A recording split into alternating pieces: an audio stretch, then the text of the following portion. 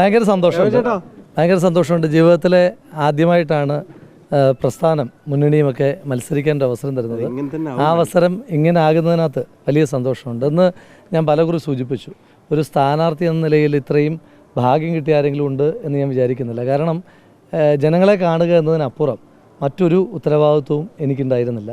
ഈ തെരഞ്ഞെടുപ്പിൻ്റെ back end വർക്കുകൾ എല്ലാം പ്രധാനപ്പെട്ട നേതാക്കന്മാർ അതുപോലെ തന്നെ നമ്മുടെ പ്രവർത്തകർ അവരാണ് നേതൃത്വം കൊടുത്തതെന്ന് പറയുമ്പോൾ ഭയങ്കര സന്തോഷമുണ്ട്. അത് അന്നിറങ്ങിയ ദിവസം തൊട്ട് ഈ ഏറ്റവും ഒടുവിലത്തെ ദിവസം വരെ ഈ കൗണ്ടിങ് ഡേ വരെ നേതാക്കന്മാരുടെ ഒരു വലിയ പിന്തുണ, അത് കേരളത്തിലെ പൊതുവായ നേതാക്കന്മാരുടെയും ഇപ്പോൾ പഞ്ചായത്തിൻ്റെയൊക്കെ ചുമതല പിന്നെ പാർട്ടിയുടെ സീനിയറായിട്ടുള്ള MLA മാരൊക്കെ പഞ്ചായത്തിൻ്റെ ചുമതലയും വാർഡിൻ്റെ ചുമതലയും ഒക്കെ ഏറ്റെടുത്ത് നടത്തുന്നു എന്നത് തൊട്ട് ഇങ്ങോട്ട് വരുമ്പോൾ ഇപ്പം തുടക്കം തൊട്ടൊടുക്കം വരെ 2 ജനപ്രതിനിധികൾ, ഒന്ന് പാലക്കാടിൻ്റെ മുൻ MLA ആയ ശ്രീ ഷാഫി പറമ്പിൽ, പിന്നെ പാലക്കാടിൻ്റെ MP ആയ ശ്രീ VK ശ്രീകണ്ഠൻ, അവരെല്ലാവരും ഒരു ടീമായിട്ട് ഇന്ന് പോലുള്ളൊരു ഒരു വേറെ ഏതെങ്കിലും ഒരു സ്ഥാനാർത്ഥി കിട്ടുമോ? അപ്പം ചീഫ് ഇലക്ഷൻ ഏജൻറ്റ് ഇവിടുത്തെ മുൻ MLA-യും MP-യുമായിട്ടുള്ള ആൾ, കൗണ്ടിങ് ഏജൻറ്റ് നിലവിലെ MP എന്ന് പറയുന്ന രീതിയിൽ പാർട്ടി എന്നെപ്പോലും സാധാരണ പ്രവർത്തകനെ ഇങ്ങനെ ചേർത്ത് പിടിക്കുമ്പം സാധാരണ പശ്ചാത്തലമുള്ള ആളുകൾക്ക് പ്രസ്ഥാനത്തിലേക്ക് വരാൻ വലിയ കരുത്താണ്. അതുപോലെ തന്നെ മുന്നണി എന്ന നിലയിൽ ഇപ്പം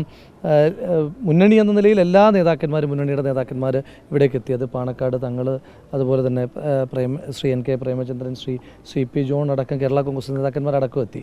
അപ്പം ലീഗിൻ്റെയൊക്കെ ഒരു കോൺട്രിബ്യൂഷൻ ഞാൻ നേരത്തെ സൂചിപ്പിച്ചു. ശ്രീ PK ഫിറോസിനെ പോലൊരാൾ ഒരു പഞ്ചായത്തിൻ്റെ ചുമതല ഏറ്റെടുത്തിട്ട് ശ്രീ PK ഫിറോസ് ലീഗിൻ്റെ ഏതെങ്കിലും ഒരു സ്ഥാനാർത്ഥി മത്സരിക്കും പോലും ഇത്രയേറെ ദിവസം ഏതെങ്കിലും ഒരു മണ്ഡലത്തിൽ ചിലവഴിച്ചിട്ടില്ല. ഇലക്ഷനുകളിലൊക്കെ ലീഗ് മുൻപ് മത്സരിച്ചിട്ടുണ്ടല്ലോ. അപ്പം അങ്ങനെ ഒരു കൂട്ടായ്മയുടെ വിജയമാണ് ഇത്. പാലക്കാടിൻ്റെ വിജയമാണ് ഇത്. പാലക്കാട് ആഗ്രഹിച്ച വിജയം. ആഗ്രഹിച്ചതെന്ന് പറയുന്നത് എന്നെ ആഗ്രഹിച്ചു എന്നല്ല, പാലക്കാട് ആഗ്രഹിച്ചത് മതേതരത്വത്തിൻ്റെ വിജയമാണ്. പിന്നെ അതുപോലെ തന്നെ മുതിർന്ന നേതാക്കന്മാർ, അത് സംഘടനാ ചുമതലയുള്ള general secretary Shri KC Venugopal തൊട്ട് കേരളത്തിൻ്റെ പ്രദേശ് കോൺഗ്രസ് കമ്മിറ്റിയുടെ അധ്യക്ഷൻ ശ്രീ K സുധാകരൻ, അതുപോലെ തന്നെ പ്രതിപക്ഷ നേതാവ് ശ്രീ VD സതീശൻ, ശ്രീ രമേശ് ചെന്നിത്തല അടക്കം, ശ്രീ ശശി തരൂർ അടക്കമുള്ള മുഴുവൻ നേതാക്കന്മാരുടെയും, ശ്രീ K മുരളീധരൻ അടക്കമുള്ള മുഴുവൻ ആളുകളുടെയും വലിയ തോതിലുള്ള പിന്തുണ. ഇപ്പോൾ ചുമതലയുടെ കാര്യം പറഞ്ഞല്ലോ, ഇപ്പം ശ്രീ അൻവർ സാദത്ത് ഇപ്പോഴും ഒപ്പമുണ്ട്.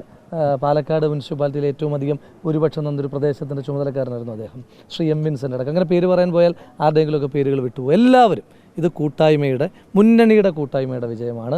ഇത് പാലക്കാട് ഒറ്റക്കെട്ടായി നിന്നതിൻ്റെ വിജയമാണ്.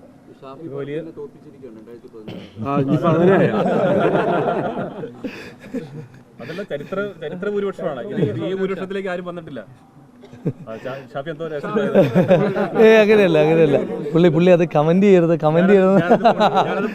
അങ്ങനെയല്ല ഞാൻ പറഞ്ഞത്. ഇപ്പം ഈ ഭൂരിപക്ഷത്തിൻ്റെ നമ്പറിനേക്കാളൊക്കെ ആധികാരികമായ വിജയം ഉണ്ടാകുമെന്ന് പറഞ്ഞു.